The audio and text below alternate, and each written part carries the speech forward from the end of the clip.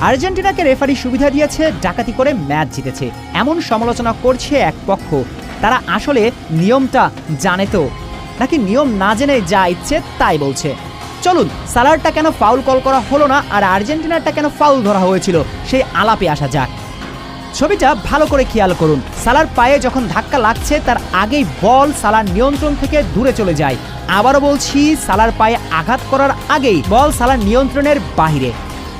এমন পরিস্থিতিতে ফিফার নিয়মটা স্পষ্ট।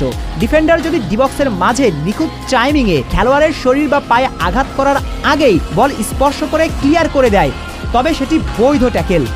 বল চলে যাবার পর অনিচ্ছাকৃতভাবে দুজনের মাঝে যে ধাক্কাধাক্কি হয় তা ফাউল হিসেবে গণ্য হবে না। তাহলে লক্ষ্য করুন, সালার পায়ে যখন আঘাত লেগেছে তার আগেই বল সালার নিয়ন্ত্রণের বাহিরে।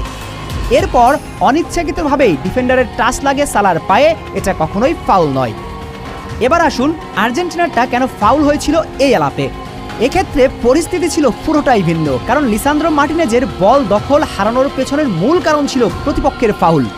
আবারও বলছি, লিসান্দ্রো মার্টিনেজকে আঘাত করে বল নিয়ন্ত্রণ নিয়েছিল মিশরের ফুটবলার। এবার নিয়ম কি বলে জানা যাক। কোনো খেলোয়াড়ের পায়ে যখন বলের পূর্ণ নিয়ন্ত্রণ থাকে এবং প্রতিপক্ষের ডিফেন্ডার বল স্পর্শ করার আগেই সেই খেলোয়াড়কে ধাক্কা দেয় বা আঘাত করে বল কেড়ে নেয়, তখন সেটি স্পষ্ট ফাউল।